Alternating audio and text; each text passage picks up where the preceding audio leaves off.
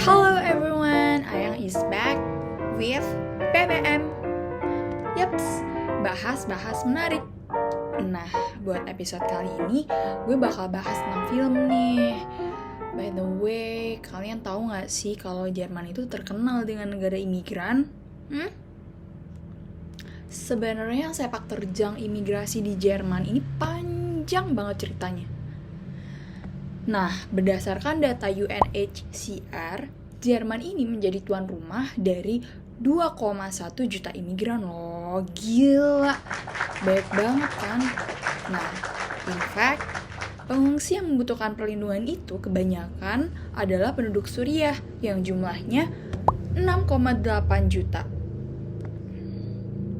Nah, kebayang gak sih gimana perjuangan imigran untuk mencari suaka, terutama ke Jerman, apalagi kalau perjalanannya ditempuh dengan cara berenang di Laut Mediterania. Dan ternyata, dengan kondisi mendesak kayak gitu aja, masih ada loh seorang atlet perenang yang memenangkan Olimpik di Rio de Janeiro tahun 2016. Keren banget sih, dan tentunya dia bisa mencapai semua prestasi itu dengan bantuan dari berbagai pihak. Di episode BBM kali ini, kita bakal bedah nih suatu film Netflix yang berjudul The Swimmer. Film dokumenter ini menceritakan kisah Yusra Mardini dan Sarah Mardini, dua atlet renang asal Suriah yang berusaha mengubah nasib mereka saat negara mereka terjadi perang saudara.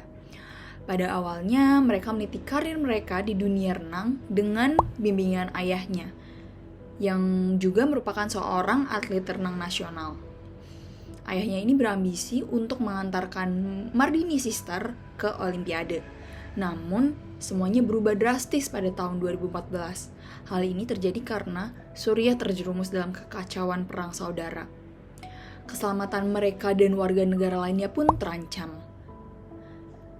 Yusra Mardini melihat teman-temannya yang sudah mendapatkan suaka di Jerman dan memutuskan untuk meninggalkan Suriah serta mencari kehidupan yang lebih baik di Jerman. Perjalanan mereka melibatkan perjalanan berbahaya yang melintasi berbagai negara, termasuk berenang di lautan bebas, yaitu Laut Mediterania. Hal ini ia lakukan karena perahu karetnya over capacity dan tidak layak jalan. Perjuangan mereka ini ditemani oleh para penyintas lainnya. Dan ketika setelah tiba di Eropa pun, kehidupan mereka masih penuh tantangan. Mereka tidur di kolong jembatan, mereka berusaha menghindari pemeriksaan batas negara, dan mereka meminta bantuan kepada para penyelundup. Setelah sampai di Jerman, Yusra akhirnya mendapat kesempatan untuk bergabung di klub renang di Jerman dan berhasil mencuri perhatian pelatihnya dengan bakatnya. Walaupun ia tidak memiliki bukti akademik karena bukti-buktinya telah dibuang di laut. Dia pun akhirnya berkompetisi dalam Olimpiade Rio de Janeiro tahun 2016 sebagai bagian dari tim pengungsi. Keberhasilan Yusra Mardini di Olimpiade ini memberikan dampak positif pada keluarganya. Kenapa? Karena pengajuan family reunion akhirnya disetujui oleh Jerman. Tentunya kesuksesan Yusra Mardini ini tidak mungkin didapatkan apabila tidak ada peran pendukung lainnya.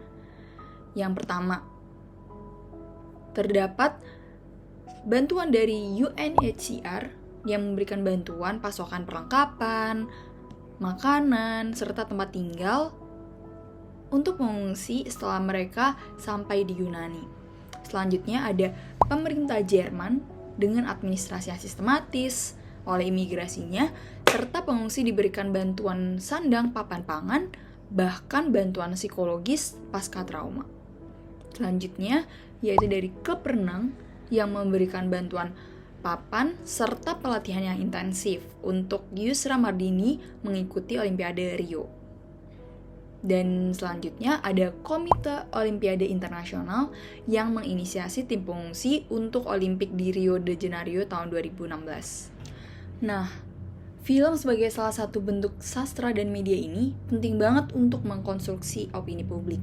Makanya, gue dukung banget nih film-film berbasis kesetaraan sosial kayak gini. gue juga merasa bahwa kolaborasi semua pihak sangat diperlukan untuk menangani kejadian imigrasi massal kayak gini. Karena semua orang punya hak yang sama, dan semua negara punya tujuan yang sama, yaitu menciptakan ketertiban dunia.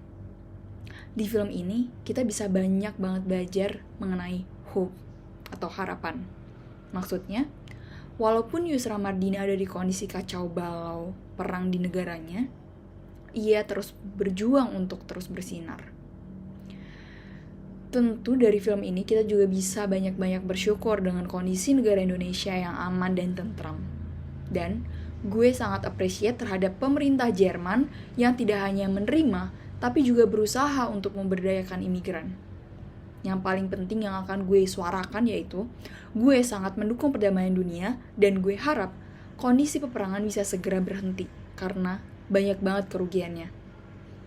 Gue sangat berduka cita dan selalu mendoakan korban-korban seluruh perang yang pernah terjadi di dunia ini. Sekian dari gue, see you di BBM selanjutnya.